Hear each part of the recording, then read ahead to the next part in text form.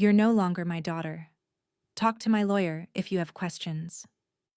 That was the last thing my father ever said to me. The line went dead, but the ringing continued in my chest behind my eyes, inside the small bones of my ears where shock hadn't yet given way to meaning. I stood in the middle of the living room barefoot on cold tile, still holding the phone to my cheek, like it had something more to say. Rain tapped against the windows like it wanted in. I didn't move. I couldn't. Something inside me had just been amputated and my body hadn't realized it yet. I had always believed there was a line my father wouldn't cross. That phone call proved me wrong. The phone still lit up in my hand displayed his name, Dad. That label now felt like a lie. I tapped the screen blank and stared at my own reflection in the dark glass. I looked older than 35. Deployment had aged me. So had the year after. But this was something else. Disowning doesn't bruise the skin. It bruises everything under it. There had been no warning, no argument, no cryptic letter or cold shoulder. Just a call. Just those two sentences. I didn't even recognize the tone in his voice. It wasn't angry. It wasn't sad. It was surgical. Precise.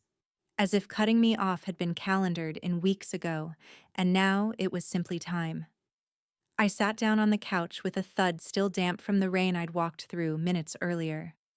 Outside, Austin was soaked in gray, the kind that blurred the skyline and smeared taillights into red watercolor. Inside, it smelled like disinfectant and military-issued habits I hadn't yet shed. Lined-up shoes, sharp corners on the couch blanket, no dishes in the sink. Margaret would have hated this place. My mother loved clutter.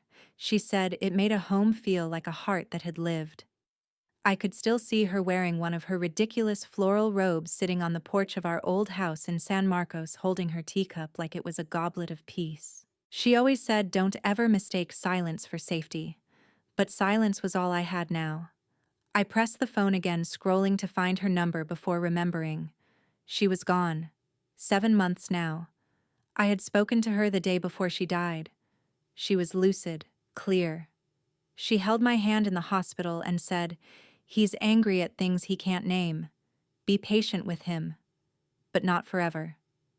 I didn't understand what she meant then. Maybe I still didn't. The phrase from the call repeated in my head like a poison drip. Talk to my lawyer about the will. The will. I hadn't even asked about the will. I stood up, not sure what I meant to do. Part of me wanted to drive straight to San Marcos and demand answers. Another part wanted to throw the phone across the room and never speak his name again.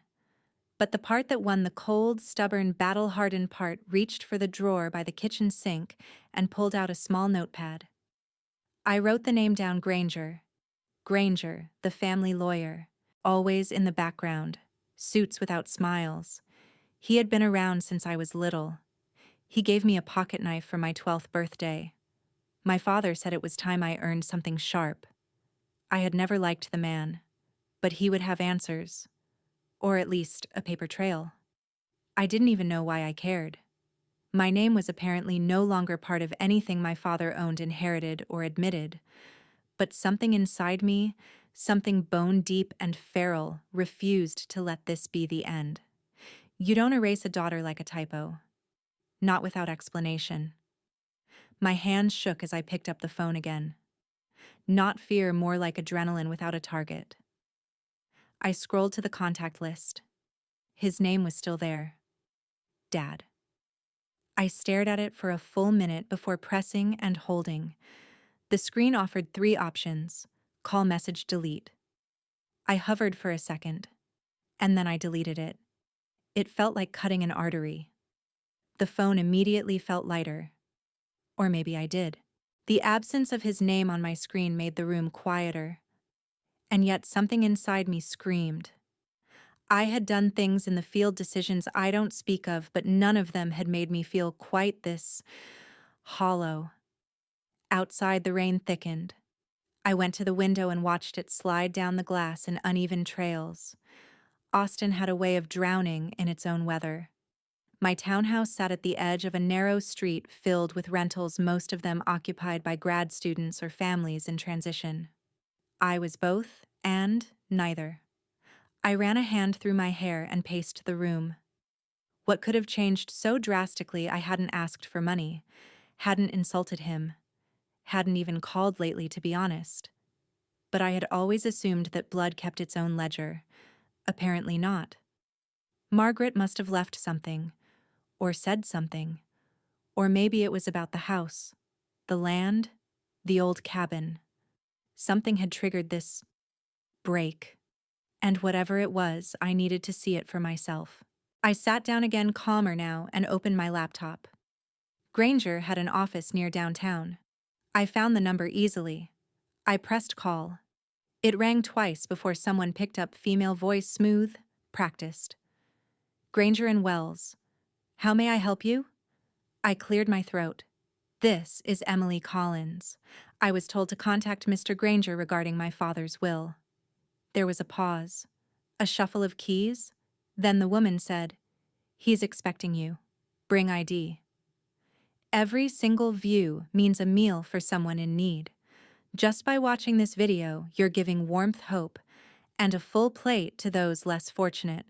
So watch now, share now, subscribe to the channel, and let's spread love together. There are betrayals that bleed in red. Others are signed in black ink on ivory paper. I had forgotten how much I hated the smell of old paper and polished wood. The law office looked the same as it had when I was 16, overwhelmingly brown, too quiet and colder than the weather outside. Rain had softened into a mist as I stepped in, but the air inside held no warmth. Everything here was stiff, staged, like grief in a courtroom. The receptionist looked up from her desk with a faint smile. "Mr. Granger is expecting you. Please have a seat. He'll be right with you." I nodded and sat in one of the wooden chairs lining the wall. The cushions had thinned over time. A grandfather clock ticked with an audible authority, as if it were the one really running the place. The last time I was here, my mother had been alive. I remembered her hand resting gently on my arm in this very chair. She had worn lavender that day. That scent haunted this building more than the legal documents ever could. A door creaked open. "Emily," a voice said, rougher than I remembered. Granger stood in the doorway. He looked older, smaller somehow. His gray hair thinned around the temples, and his tie was knotted like it had been done in a hurry. He gestured into his office, and I followed him in. The door clicked shut behind me. His office hadn't changed. Shelves lined with thick legal volumes. Dust clung to the spines. A photo on his desk caught my eye. Him and my father years ago, grinning in front of a courthouse, arms around each other, like they'd just won something. Granger took his seat and folded his hands. "I suppose you know why you're here." I said nothing. Let him squirm a little. He cleared his throat. "Your father asked me to inform you of the revised estate arrangements, as per his request." That word "revised" landed like a splinter. "Show me," I said. He hesitated, then opened a thin leather folder and slid a crisp set of pages toward me. I reached for them but didn't read immediately. Instead, I looked at him. He wasn't meeting my eyes. Not once. I flipped the first page. My name was absent from the list of heirs. The ink didn't scream. It whispered. Cold, clinical. Everything was left to Linda, my father's new wife, and her 3 children from her previous marriage. Children who never called him Dad. Children who didn't spend hours cleaning up after Margaret's chemo appointments. Children who weren't there. The will had been revised 3 months after my mother died. I scanned further. Dates, signatures, witnesses. Something felt off. The wording was too polished. It lacked my father's usual bluntness. He never used phrases like "as per the natural progression of inheritance" or "in light of familial restructuring." That wasn't his voice, and the signature, it was neat. My father didn't sign his name like that. His T always dragged a little. Here it curved upward like someone had practiced. I looked up. Granger was pretending to organize papers on his desk. And the cabin, I asked. His hands froze. My mother's cabin was never part of the main estate. She built it herself before the marriage. It was hers. Every beam, every screw. My childhood summers had been painted into its walls. Blueberry pancakes, moth-eaten paperbacks, and fireflies. That cabin was never meant to stay in your name, Granger said almost under his breath. I blinked. What did you just say? He looked up, startled. What I meant is, your mother and father had discussed alternate arrangements. There were conversations. That's not what she told me. He swallowed. It's complicated. No, I said standing. It's written. And this doesn't feel right. He gestured for me to sit. Emily, you have to understand your father has every legal right to exclude me. Rewrite history. Granger sighed. He was very clear in his instructions. This was final. Did you draft it? I asked. He didn't answer. Who wrote this? Will Granger still nothing? I stepped back from his desk. My heart was thudding. Not from anger, not yet, but from something deeper. A slow, rising certainty that this wasn't just emotional cruelty. It was strategy. Margaret never would have allowed this, I said. Margaret was sentimental, he replied quietly. That didn't always make her practical. I stared at him. You just called her impractical for loving me. His eyes flicked away. The window behind him showed a reflection of us both, me standing, him shrinking. This wasn't just betrayal. This was orchestration. I took a slow breath. I'd like a copy of the notarized will. Granger hesitated, then said, technically, that's not allowed. If the cabin still stood, maybe my mother's love hadn't been bulldozed with it. The road to hill country hadn't changed. Same broken fence posts, same deer crossing sign half swallowed by overgrown grass. I remembered every turn not because I wanted to, but because grief made even asphalt feel sacred. It had been over a year since I last drove out here. Longer, maybe. After Mom died, I couldn't bring myself to return. The cabin was hers through and through, her rhythm, her quiet. Coming back now felt like cracking open a scar just to check if it still bled. The sun was sharp for mid-November, casting long shadows across the gravel driveway. Before I even parked, I knew something was wrong. The roses were gone. Margaret's roses, sunburst yellow and cream, used to climb the fence in wild spirals. She called them my stubborn girls. Now the trellis was bare vines, hacked down soil, overturned. A foreign SUV sat in front of the porch like a parked insult. I pulled in slowly and killed the engine. There was a new lock on the front door. Big black electronic. My old brass key felt laughable in my palm, but I tried it anyway.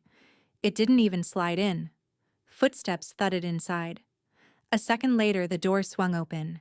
Jake stood there shirtless, a toothbrush hanging out of his mouth like a cigarette. Foam crusted the corners of his lips.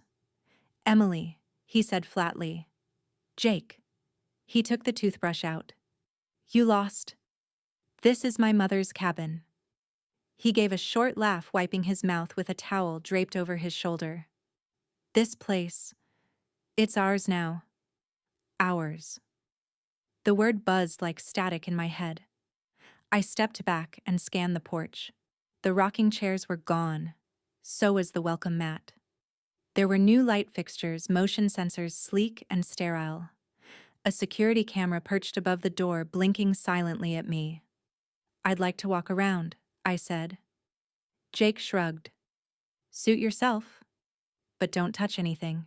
Dad said if you cause trouble, we'll get a restraining order. I didn't respond. I walked around the side of the house slowly, each step heavy with memories. The wind chattered through the trees. The swing Margaret built was gone. The bird feeders were missing. The wind chimes, those soft, melancholic notes, had been replaced by silence. I reached the back of the cabin and stopped. The old pecan tree still stood tall and gnarled roots, twisting like knuckles under the grass. Halfway up its trunk was the weather-worn lockbox Margaret had bolted there when I was 13. I had asked her why she put it in a tree. She told me, because secrets should grow into something. I climbed onto the low stump beneath it, fingers trembling as I pried at the edges. It was nailed shut with 3 thick screws. Still there, still hidden, but sealed. If I had tools, I could have opened it. But this wasn't the day for force. Not yet. I stepped down and brushed bark off my jeans. From behind the house, I could hear Jake talking on the phone, laughing. His voice was too loud for the space, too careless for what this land held. They'd stripped it of Margaret, scraped away her spirit like old wallpaper. As I circled back toward the car, a rusted windmill creaked in the distance. I passed by the mailbox, not expecting anything, but my fingers itched. Something made me stop. The box was crooked. Probably hadn't been used in months. I opened it. Inside was a single envelope, yellowed slightly at the edges. My name was written across the front, Emily, in cursive that I recognized instantly. Loopy, imperfect human. My mother's handwriting. I stared at it, heart climbing into my throat. The dead don't write letters, unless they know they're going to die. I stared at the envelope on the passenger seat like it might disintegrate if I touched it too hard. The ink on my name had bled a little from moisture, but the handwriting was unmistakable. Every curl, every angle, every hesitation between letters. Margaret never rushed. Even her anger took its time. I peeled back the flap slowly, careful not to tear anything. The paper inside smelled like lavender and smoke, like her sweaters in winter. I unfolded it, hands shaking slightly. Emily. If this letter finds you, then something has gone wrong. I don't know what exactly, but I have reasons to worry. Linda has been pushing your father too hard. He listens to her more than he should, especially when it comes to legal matters. You know how stubborn he can be and how easy it is for him to shut things out once he's decided they're handled. I tried to talk to him about the trust, about your name on the cabin and the savings we put aside for you, but Linda always finds a way to redirect. I don't trust the new notary. Something about him doesn't sit right with me. If you find that your name is gone, fight it. Not just for yourself. For me. With love. Mom. I read it 3 times. By the end, my throat had tightened to the point where I could barely swallow. The letter felt like a whisper through time, Margaret's last defense thrown forward into a future she feared but couldn't stop. She had known. I took a long breath and stared out the windshield. Dust clung to the hood of the truck, pale and fine like the memory of something burned. The trees behind the cabin waved like silent jurors watching, knowing. There was a bank name scribbled at the bottom of the letter, First Country Reserve. It was in town not far from where Margaret used to shop for groceries. I folded the letter and tucked it into the glove box next to a pack of napkins and a half-empty flashlight. Then I turned the key and backed out. 15 minutes later, I was sitting in a stale-smelling office with a young teller who blinked too much. I handed over my ID and asked about the trust. She typed, squinted at the screen, typed again. Sorry, ma'am. There's no record of a trust in your name.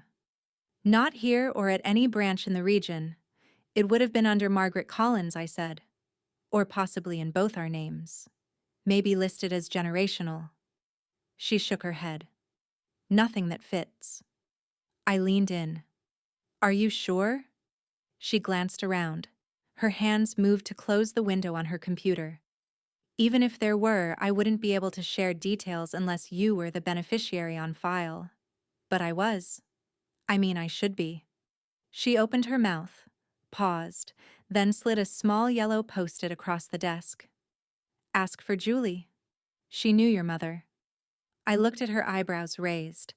She just smiled blandly and reached for her mouse again. Outside, the sun had dipped just low enough to smear the horizon orange. I pulled the truck into a side lot of a diner off the highway, needing caffeine or sugar or something to pretend I was in control. I sat in the booth closest to the window and stirred a cup of coffee without drinking it. The letter sat on the table in front of me like a loaded weapon. Every word inside it pointed to something intentional, something orchestrated. Linda, the new notary, the missing trust. I pulled out my phone and typed Julie First Country Reserve Texas into the search bar. A few entries popped up. One LinkedIn profile archived. A directory listing for a now-defunct branch in Marble Falls. Closed 2 months ago? That couldn't be coincidence. I tapped her name again, looked closer. The listing showed an address I recognized across from the post office where Margaret used to mail cards every Thanksgiving. Julie wasn't just a banker. She had been a thread in the old life. A piece of the truth Margaret tried to stitch together before everything unraveled. The screen dimmed. I locked the phone and sat back, heart hammering. I didn't need a lawyer. I needed someone who knew how to burn down a lie. The bar on 6th Street hadn't changed.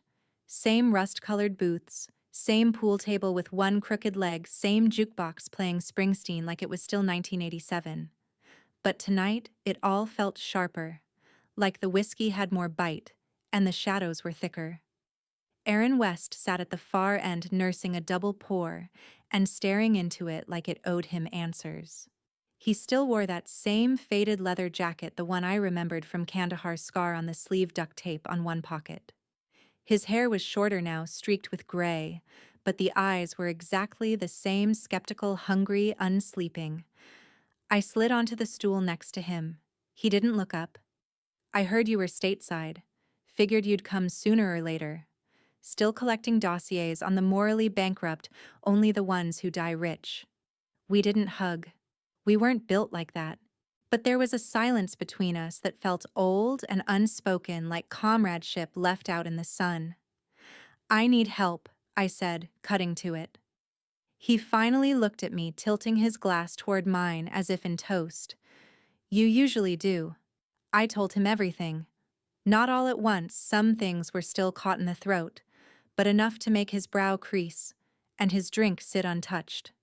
My father's phone call, the erased will, the cabin, the envelope, the post-it note, Julie. Aaron didn't interrupt, just kept nodding. When I finally stopped, he took a breath like a diver surfacing. I've been chasing a forged notary operation for the last 10 months, he said. Started with a widow in El Paso who swore her husband's signature had been forged posthumously.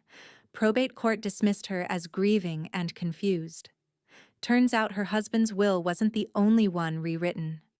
He reached down and pulled a leather messenger bag from beneath his stool. From it, he unfolded a weathered folder packed with printouts, photos, and hand-sketched connections.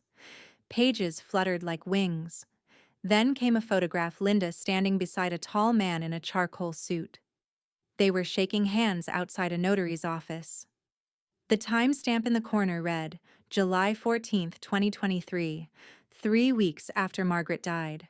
G. Trent Aaron said, he's not licensed in Texas.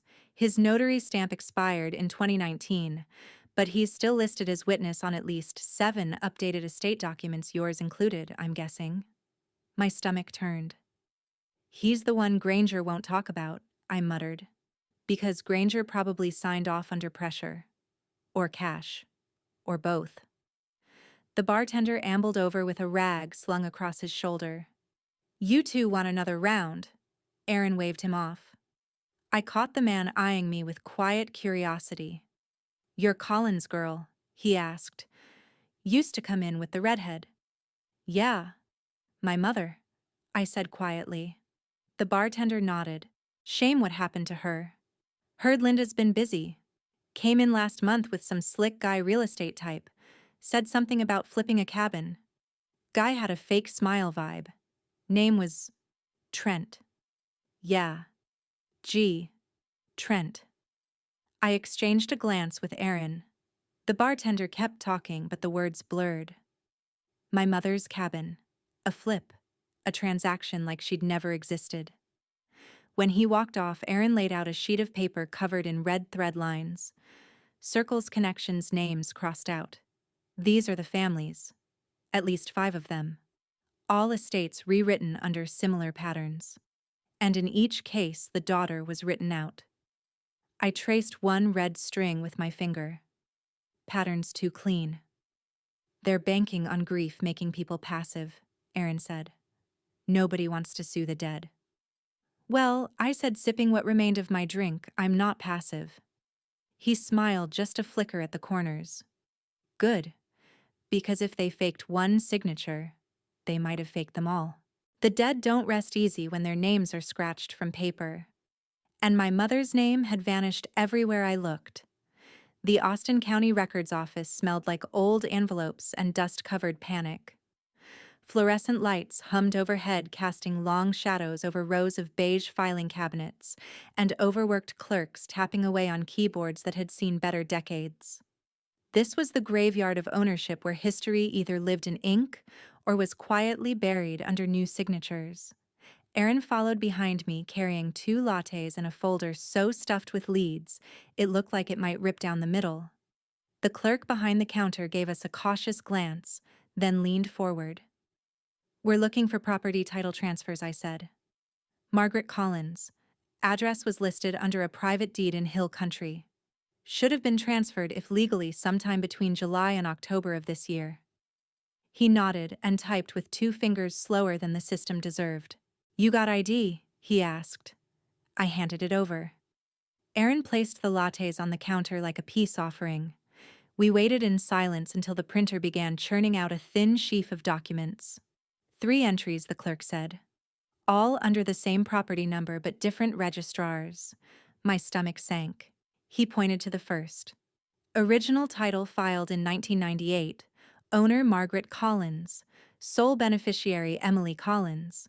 That's you. I nodded. Second one was a joint ownership adjustment, he continued. Dated 2007. Still Margaret as primary, but with survivorship instructions pretty standard. Still names you. Then he tapped the last page with a pen. This one doesn't quite fit. The document looked newer, the font slightly different, spacing off. The notary stamp said G. Trent, Certified Notary, State of Texas. Except the date, July 12, 2023, was 2 days before my mother's official death certificate. She was in hospice then, I whispered. Barely lucid. Aaron leaned in, eyes scanning the page like he could see through the paper. Look at the witness lines. Same handwriting, different names.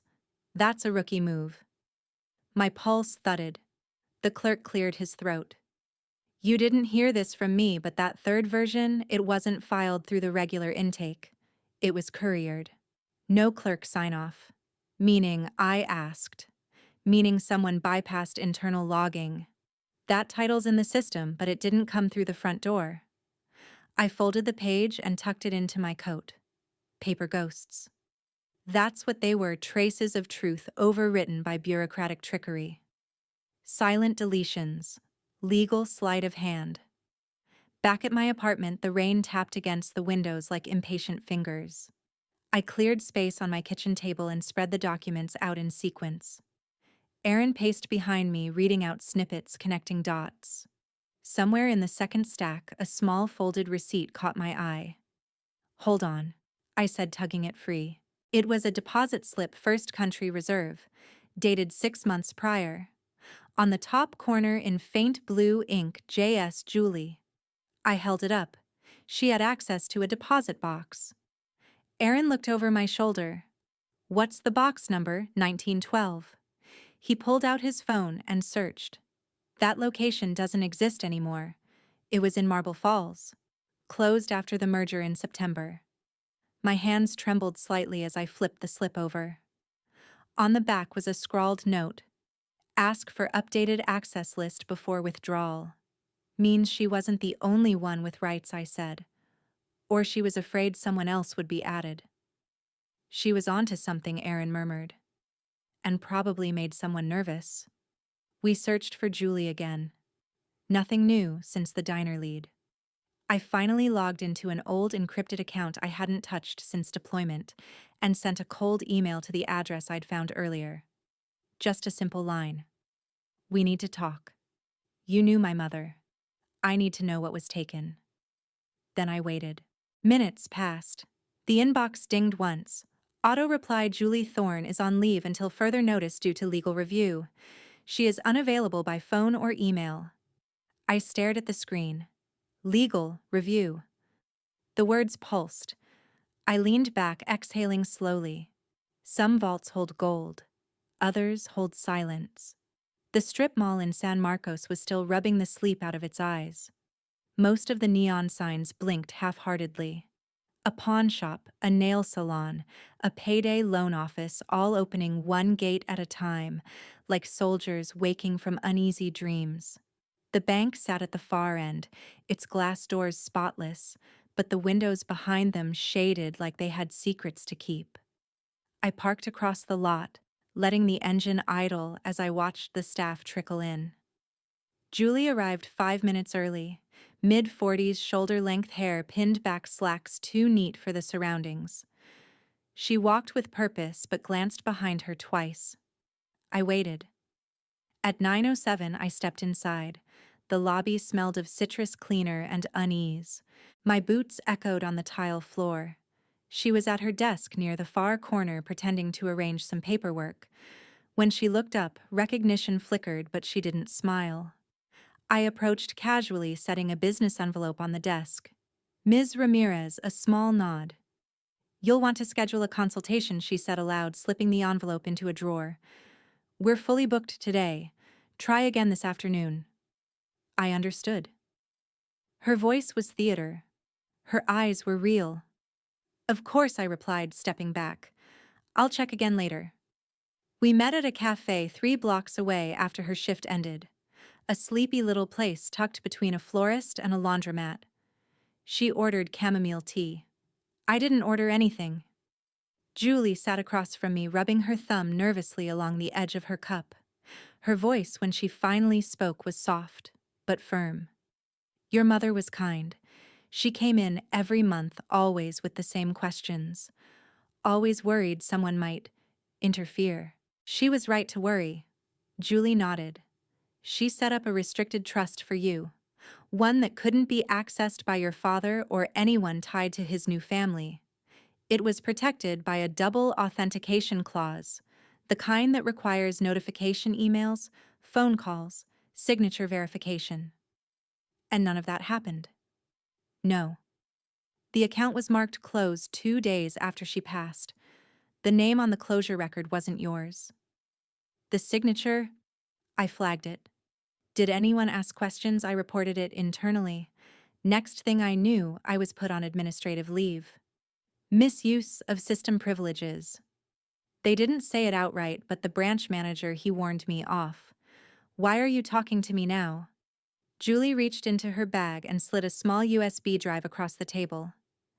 I made a backup. I don't know if it'll hold up in court. But I couldn't. I couldn't just let it vanish. I stared at the USB like it might start bleeding. What's on it? Copies of everything? Margaret's original trust, closure forms, log records, emails. There's even a voicemail she left me the day before she passed. She sounded scared. Julie's hands trembled slightly. I tried to report this once. Got pushed out. Be careful who you bring this to. I nodded, pocketing the drive. The sun had dipped lower by the time I got home. My apartment smelled faintly of yesterday's coffee and dust. Aaron wasn't there, off chasing another lead. I plugged the USB into my laptop and waited. Folders appeared one by one. Collins Trust, original closure docs, red flagged voice memo, 713 in, additional, filed after 712. That last one made my pulse stutter. I clicked it open. Inside was a scan of a letter, handwritten, familiar loops. My mother's signature. The file name said, drafted July 14th, received July 16th. But her official death certificate said she passed on July 13th. I leaned closer. The letter was dated July 15th, 2023. My mouth went dry. Either someone had forged her handwriting with surgical precision, or the date of death was wrong. Very wrong. You don't serve justice at the dinner table unless the meal is bait. The air smelled of rosemary money and barely concealed tension. Their dining room hadn't changed chandeliers like museum pieces, a table that could seat 14, even though only 7 chairs were filled tonight. The place settings were porcelain, the wine expensive, the small talk bankrupt. I wore a charcoal dress that still held creases from another woman's closet, and a smile I'd stapled to my face. Across from me sat Linda in a sapphire blouse too bright for her expression. Thomas nursed his wineglass like it held something worth loving. Jake Taylor and Mel chatted about Netflix shows I'd never heard of. Aaron was parked a block away listening through the mic stitched beneath the bezel of my watch. I raised my glass. To Mom, I said softly. To the holidays she made beautiful. They echoed the sentiment with the enthusiasm of pallbearers. Linda forced a laugh, then speared a piece of asparagus with surgical precision. Thomas cleared his throat. It's good to have you here, Emily. It's been too long. It has, I said. Too much time. Too many questions. He blinked but said nothing more. Dinner progressed like a funeral in slow motion. Duck confit roasted fingerlings someone's playlist of jazzy Christmas covers. I waited until the second glass of wine was poured before I spoke again. I've been going through some of Mom's things. Linda's fork paused midair. She kept copies of everything you know. Documents, letters, legal records. Taylor glanced at Jake. Jake smirked. I even found a note from her, I continued. Dated July 15th. Thomas stiffened. The room shifted. Odd, I said gently. Because the official date of death says July 13th. And yet her handwriting in that letter. It's unmistakable. Mel let out a nervous laugh. Maybe she wrote the wrong date? Maybe I said. Or maybe someone else got the date wrong, or wanted it to be wrong. Linda set down her wineglass with a soft clink that sounded too final.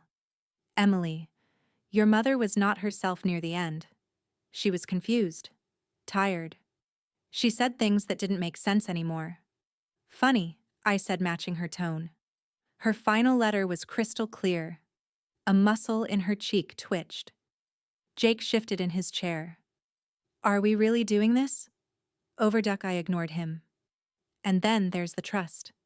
The one set aside for me. Closed days after her death. No signature from me. No notification. But a certain notary's name came up. G. Trent. Linda blinked. Julie Ramirez remembers him, I added casually. Says she tried to raise concerns before she was quietly let go. Thomas looked at his wife. She didn't meet his gaze. Dad, I said quietly, did you know about the trust? He opened his mouth, closed it, and stared at the table like it might rescue him. The silence grew legs. Then Linda reached for her glass again too fast. It tipped. The red wine spilled across the tablecloth like a wound, a fractal stain creeping toward the edge. The glass itself tumbled and shattered on the floor, the sharp sound slicing through the silence. Linda didn't react right away. Then she looked at me and said, voice calm but edged with ice. You don't want to dig too deep, Emily. Just when I thought I was holding the knife, they pulled out a gun. The knock came just after 9. Not the nervous rap of a neighbor or the rhythmic courtesy of a delivery. No, this one had the weight of authority. 3 hard thuds, the sound of bureaucracy wearing a badge. I opened the door. A uniformed deputy stood there, one hand on his belt, the other holding a manila envelope. Emily Collins. Yes. He held it out. You've been served. The papers were thick. Legal print, cold font, words like temporary restraining order, civil complaint, alleged harassment, defamation. I flipped pages as if speed could dilute the nausea rising in my gut. Is this a joke? The deputy didn't blink. You're not to contact Linda Collins. Jacob Collins, or enter the property at 1427 Lakeview Drive until the court hearing. Violation could result in arrest. I couldn't speak. I simply nodded and closed the door with mechanical slowness, my hand trembling as the deadbolt clicked back into place. The envelope felt radioactive. Aaron arrived within 15 minutes.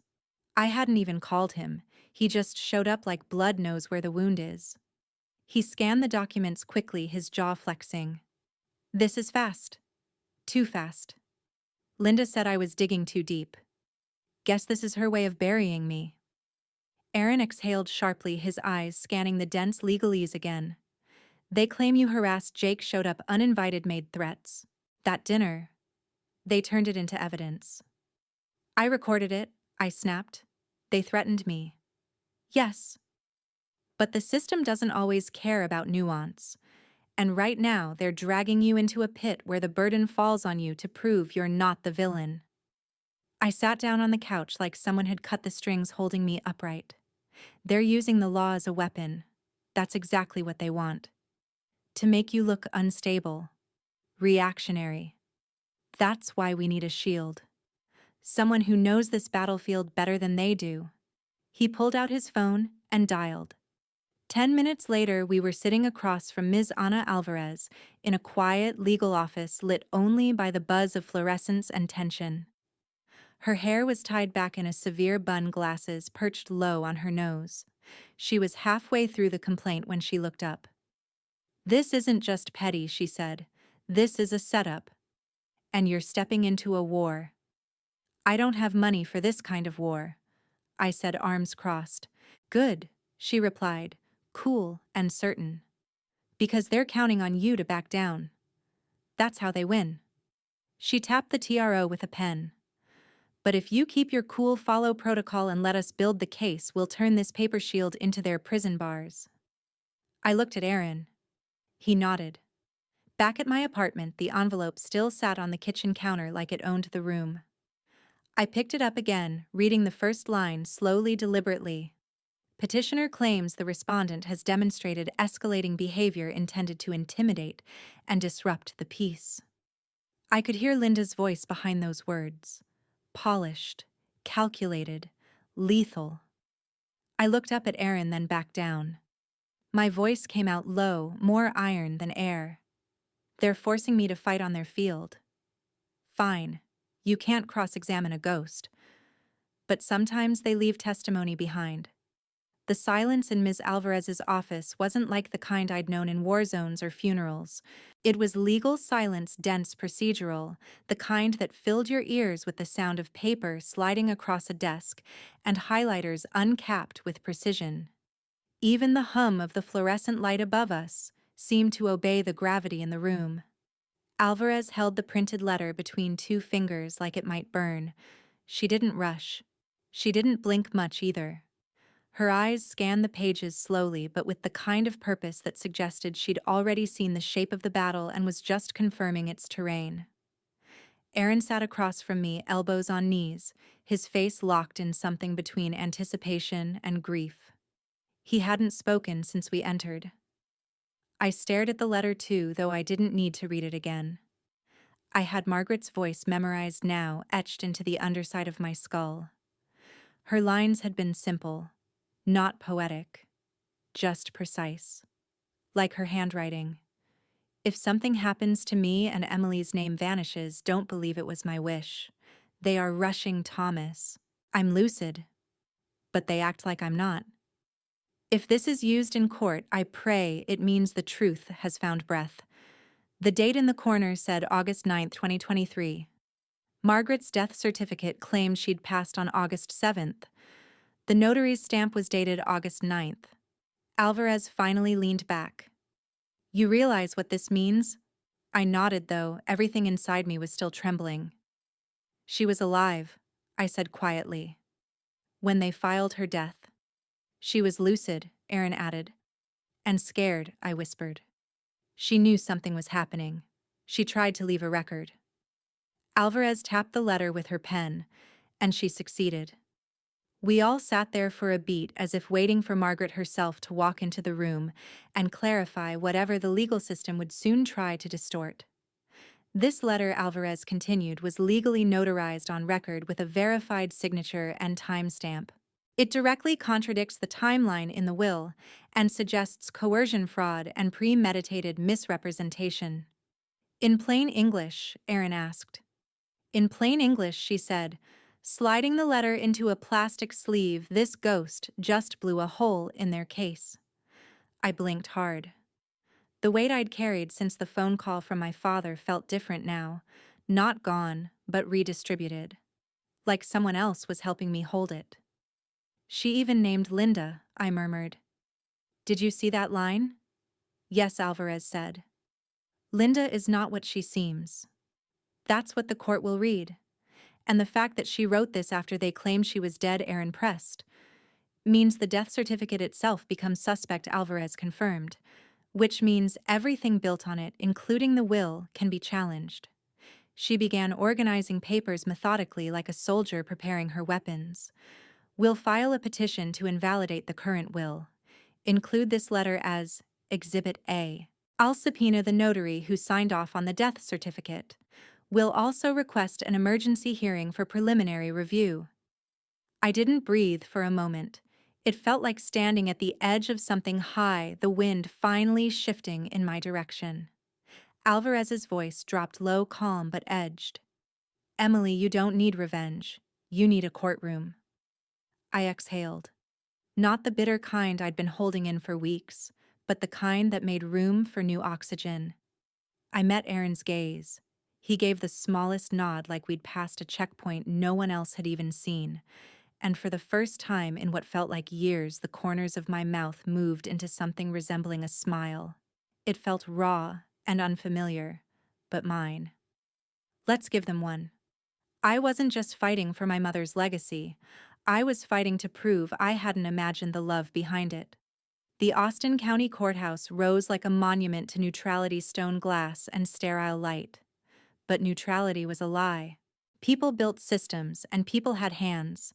Those hands were capable of rigging scales and hiding paper cuts that bled slowly legally until you forgot why you were hurting. I pulled my coat tighter as I stepped out of the car. Early January hadn't thawed yet. My breath came out in clouds, each one sharp, nervous.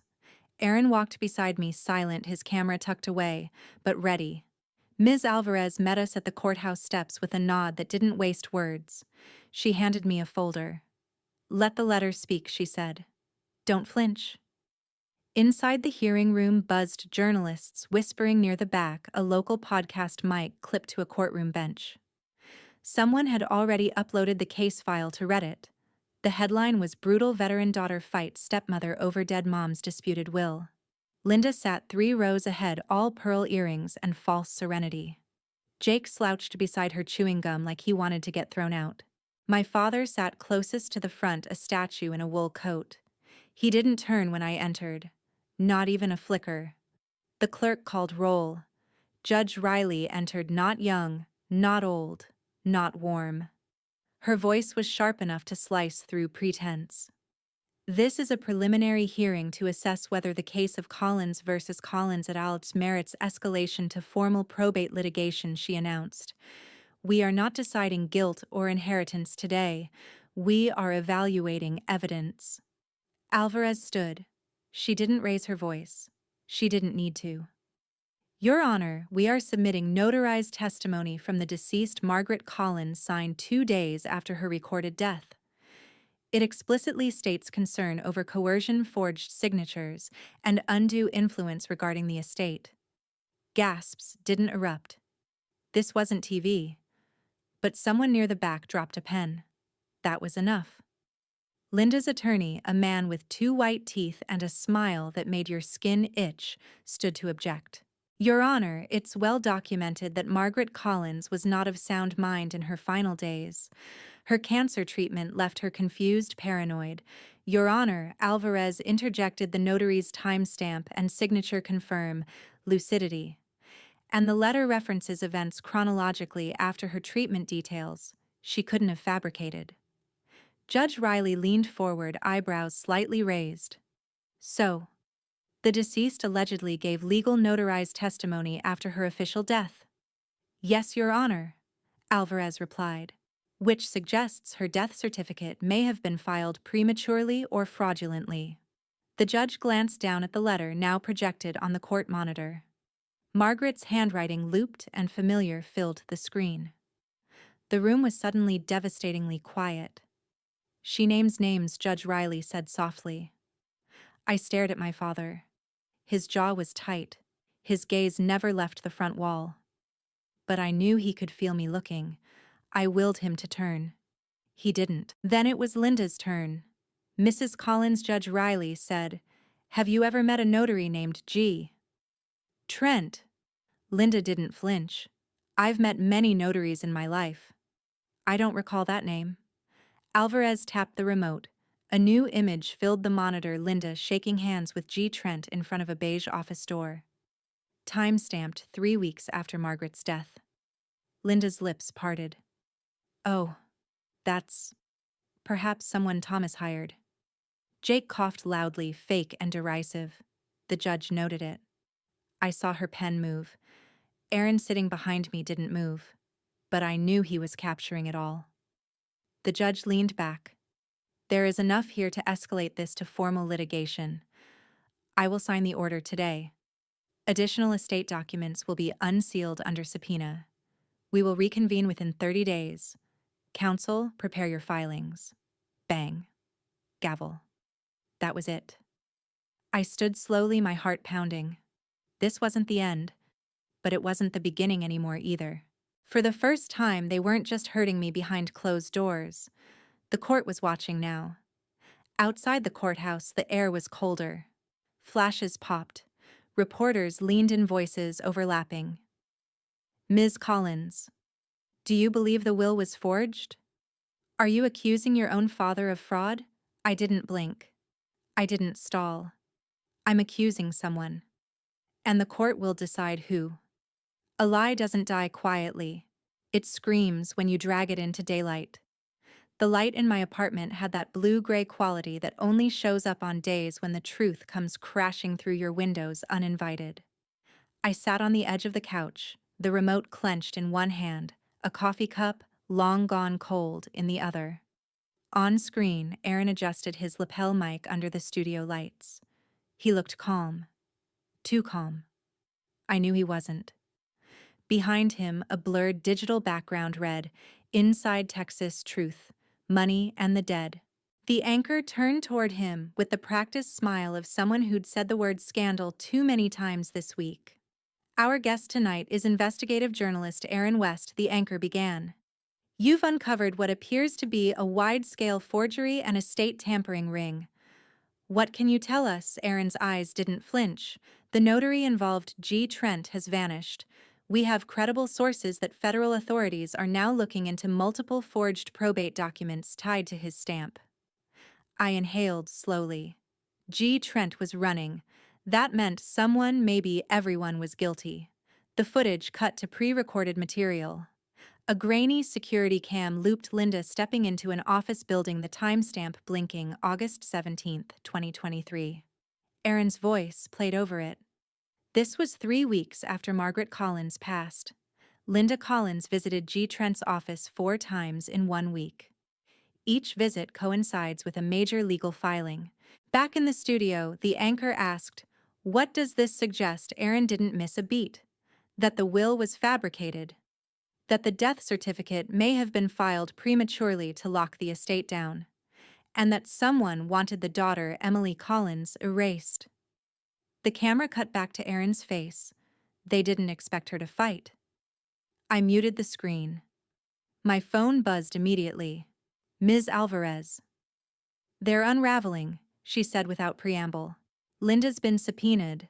Thomas just got slapped with a financial audit from the IRS. The court wants to see asset transfers, everything from the last 6 months. What about G. Trent? I asked. He's gone, she said. But he left fingerprints everywhere.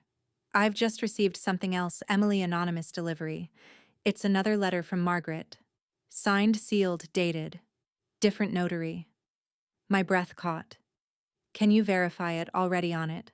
So far it checks out. This one references a backup trust and something about a key Margaret left behind, something hidden. I leaned back, staring at the ceiling. Why would someone send that now?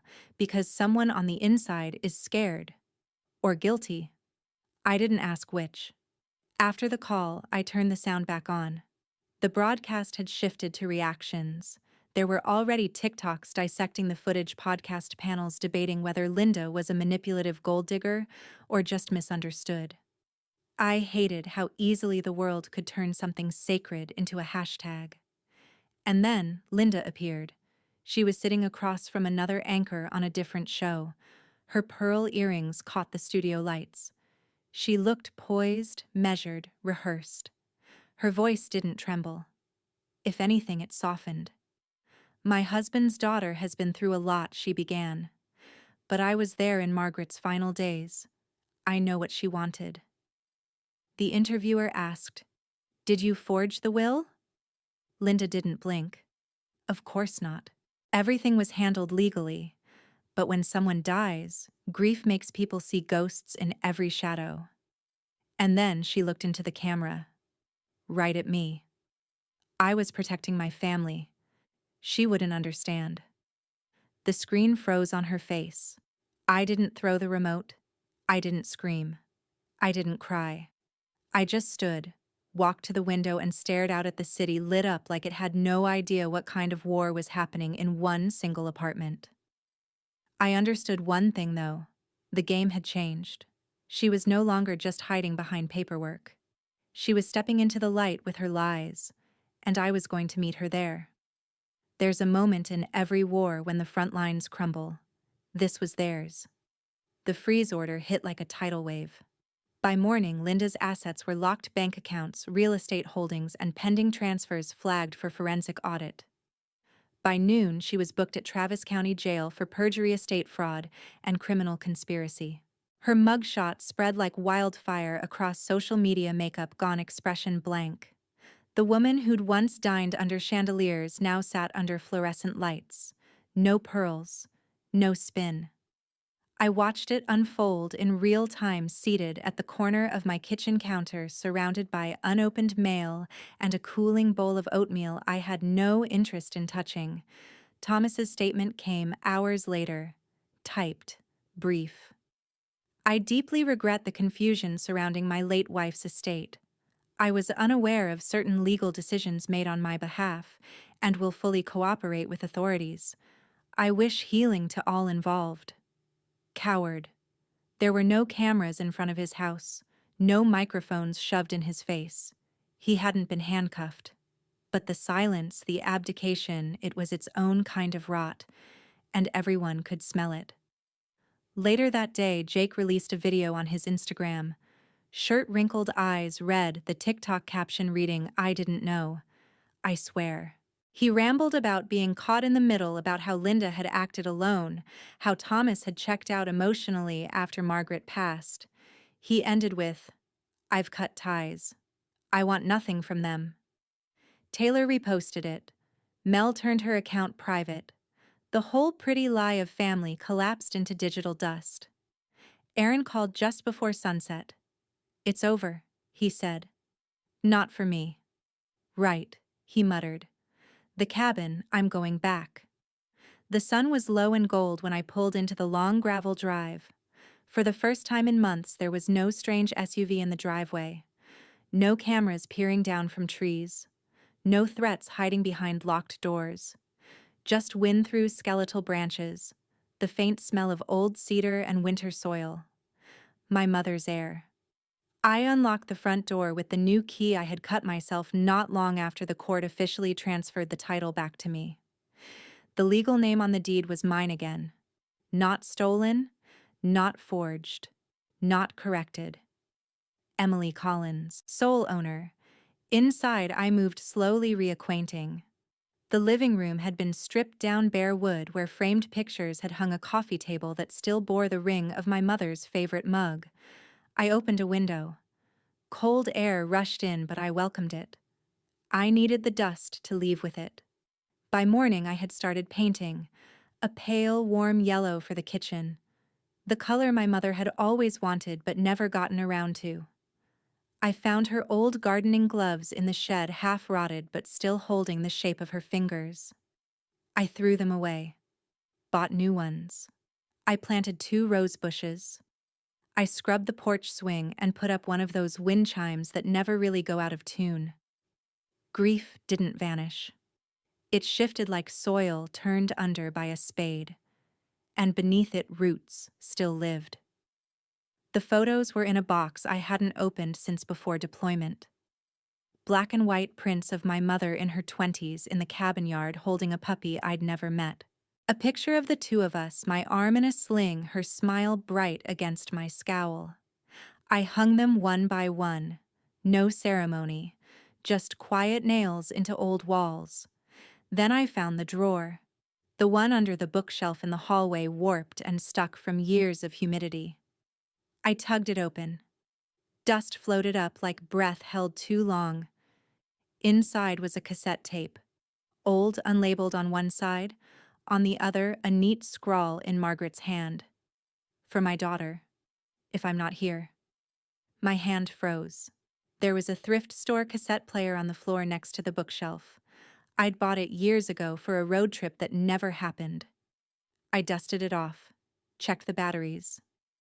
The tape clicked into place with a sound I hadn't heard since I was a child. I hovered my finger over the play button. Just an inch. Just a press. Then I sat down, closed my eyes, and pressed play.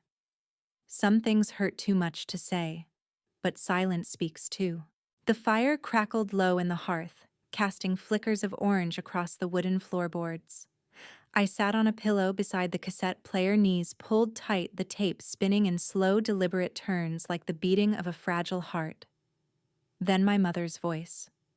Emily, if you're hearing this, it means something's gone wrong. Or maybe everything has. Either way, you're still here, and that means something. The room froze, not in temperature, just in motion. The wind outside stopped rattling the windows. The fire didn't hiss. Even my breath paused, waiting. I knew this might happen, Margaret continued. There were things I didn't have time to protect. Not because I didn't care, but because I didn't know how fast they'd come for the pieces I was trying to leave behind for you. There was a rustling on the tape, the sound of a throat being cleared, then a whisper.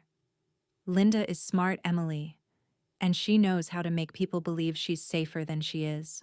Your father, he's too tired to question what feels easy. That's why I'm saying this now. On record. A crackling pause. You are not what they say. You are not forgotten. You are not gone. And then softer. Don't let them erase you, even if they try to erase me. The tape continued with details I barely registered, names of banks, mention of a trust, a warning about forged signatures. But the part that stuck, the part that stayed carved inside me, was the sound of her breath as she said my name. Not like a warning, not like a plea, like love. When the tape clicked off, I didn't cry. Not out loud. I just leaned forward, head against my knees, and sat in the silence that came after. The silence that knew me too well. That afternoon, I got a text. Unknown number. Park bench. By the lake. 3 p.m. I knew who it was. The air by the lake smelled of early spring, even though the calendar insisted it was still winter. The bench was old, peeling paint and rusted bolts, but the view was clean. Ducks moved across the water like thoughts too heavy to say aloud. Thomas sat on the far end of the bench when I arrived. He didn't look up right away. His hands were folded, not clenched. His tie was crooked, as if he'd stopped caring halfway through dressing. We sat in silence for 4 minutes and 32 seconds. I know because I counted. I needed something to hold on to. Finally, he spoke. I thought I was doing what was best. I didn't look at him. Maybe I didn't know you anymore, he added. I watched the ducks. You never tried. The words fell between us like stones into deep water. There was no splash, just sinking. He reached into his coat and pulled out an envelope. No folder, no pretense. This was found. After he said placing it on the bench between us. He didn't slide it toward me. He just set it there. I didn't read it. And then, without waiting for me to respond, he stood. No hug, no apology, no backward glance, just the sound of retreating footsteps on gravel. I stared at the envelope. It was hand-addressed in my mother's familiar loops. Inside a photo of her holding me at the cabin's porch, wind in her hair, joy in her eyes. And a letter. 1 page. Folded twice. At the bottom, written in ink, faded but still sure, was a single sentence. If you're reading this, it means you won. Justice didn't bring her back. But it gave me back the sound of her voice. The roses bloomed earlier than expected. February hadn't shaken off its last frost, but the earth-like grief had its own rhythm. They came up pale and fragile, defiant little things. The same dusty blush color my mother once loved. The same kind we used to plant together long before the soil became a battleground. The cabin had changed. The paint was new, the porch sanded smooth, the locks replaced. But its bones, the scent of cedar, the creak in the third floorboard, the sound the wind made through the chimney, those remained. That morning, I placed her photo in the front window. Not tucked away in a drawer, not framed like an antique. Just there, watching the world. By noon, the driveway filled with cars. Not media vans or subpoenas. Not deputies or angry relatives. Just people. Neighbors. Former co-workers. Strangers who remembered Margaret's smile from the pharmacy where she used to volunteer. A few women from the local church who once brought soup when she was recovering from chemo. 2 girls from the rural school district holding flowers and shy hands. And veterans. Aaron stood near the makeshift podium we'd built out of stacked wine crates and an old tablecloth. He didn't speak much, but I caught the faint curl of a smile when I nodded to him. His camera hung at his chest, the red recording light blinking like a heartbeat. Ms. Alvarez arrived in a tailored blazer and hiking boots. She gave me a quiet nod, nothing performative. Just presence. Julie came later, near the back of the crowd. She was holding a small white box. When the speeches ended and the air quieted again, she approached. "This was in your mother's safety deposit box," she said. "She asked the bank to deliver it only if you still wanted her name." I took the box with both hands. It felt heavier than it looked. Inside, a silver necklace delicately twisted with a small locket shaped like a rosebud. It smelled faintly of lavender. There was no note. There didn't need to be. I wore it as I stood on the porch to speak. "I won't say much," I told them, my voice barely needing the mic. Because she didn't need much to be remembered. I looked out across the crowd then, at the photo behind me. My mother wasn't famous. She didn't run empires or leave fortunes. But she left this land, this air, this love. And someone tried to erase that. They tried to erase me too. I paused. My fingers brushed the necklace. But we're still here. A few nods. A few tears. She wasn't erased. And neither am I. Applause wasn't loud. It didn't need to be. The Margaret Collins Foundation had exactly $14,000 in it. Just enough to fund 2 scholarships a year for girls in rural counties looking to study nursing or public service. It wouldn't fix everything, but it would plant something. Later, after the crowd thinned and the sun began to set, I sat alone on the porch. Aaron handed me a thumb drive with the footage. "It's all here," he said. "When you're ready."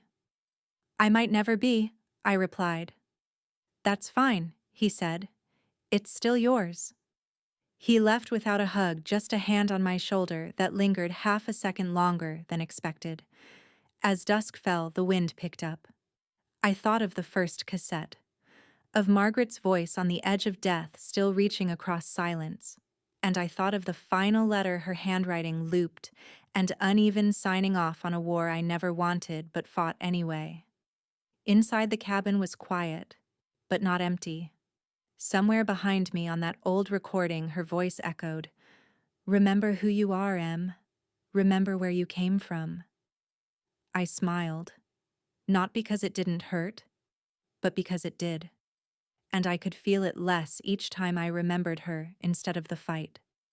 Some stories don't end with punishment. They end with remembering. Every single view means a meal for someone in need. Just by watching this video, you're giving warmth, hope, and a full plate to those less fortunate. So watch now, share now, subscribe to the channel, and let's spread love together.